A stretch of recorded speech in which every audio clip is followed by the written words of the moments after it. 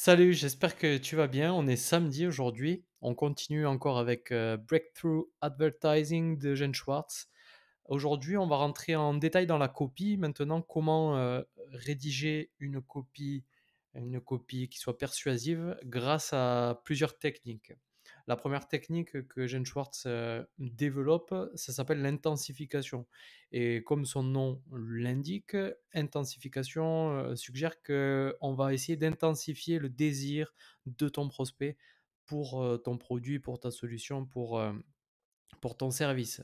Comment ça prend la forme de plusieurs techniques à l'intérieur. Donc, d'abord, présenter le produit ou la satisfaction qu'il entraîne d'une manière assez crue, par une description complète et les résultats qu'il donne. Voilà, une fois qu'on a fait ça, on peut maintenant présenter les revendications. L'idée, c'est de montrer le produit en pleine action pour montrer plus que les bénéfices et les résultats, mais aussi le fonctionnement, parce que c'est important d'expliquer comment ça fonctionne.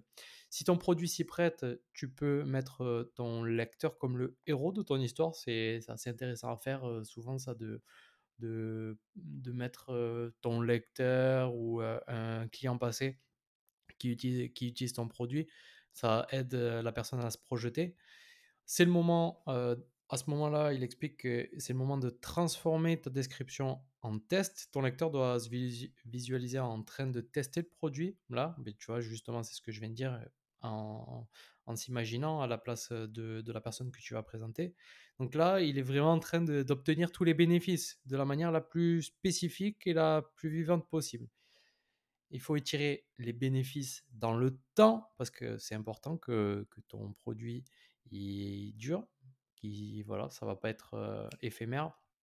Euh, Ensuite, il faut ramener de la preuve sociale. Bon, ça, la preuve sociale, on verra ça avec Robert Cialdini qui explique que la preuve sociale, c'est quand même quelque chose d'ultra important. Ça l'a toujours été, hein, on est un animal social, faut pas l'oublier.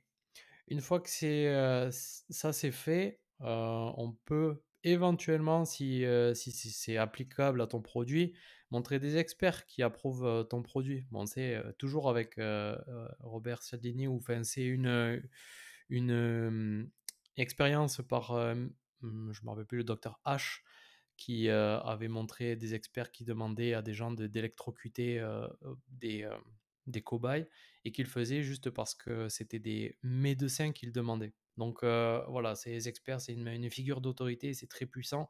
Si votre produit peut utiliser, bah, faites-le, franchement, vous gagnez tout à le faire. On peut comparer, contraster et prouver la supériorité du produit en montrant par exemple les désavantages de ton ancien produit si tu as eu des nouveautés dans ton produit, et en le comparant au nouveau. On peut aussi comparer, je sais que ça peut se faire, mais ça va prendre avec des pincettes, comparer avec des concurrents.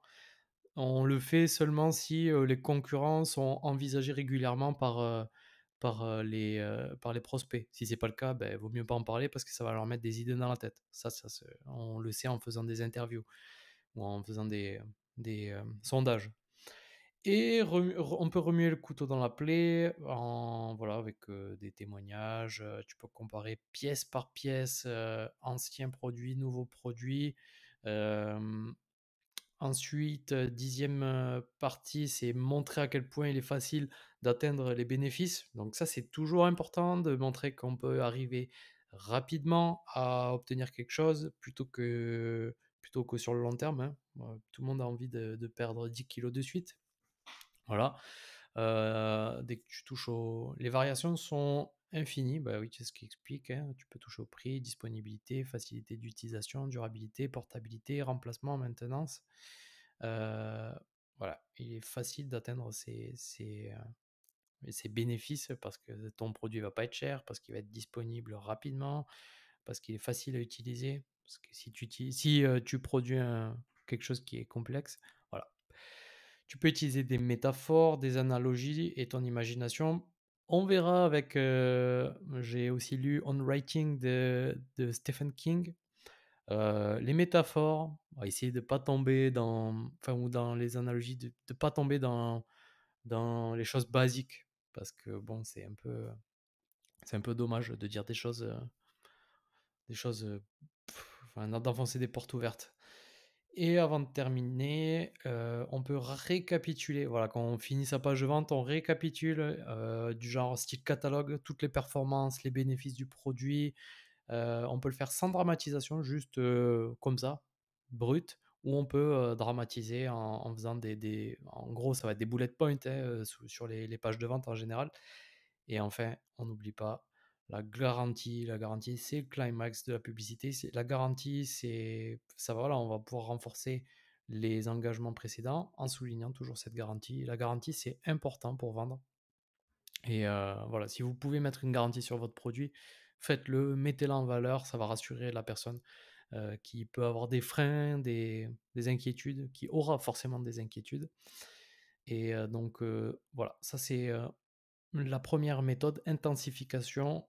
Vous pourrez voir en détail quand j'aurai, créé la page, PDF.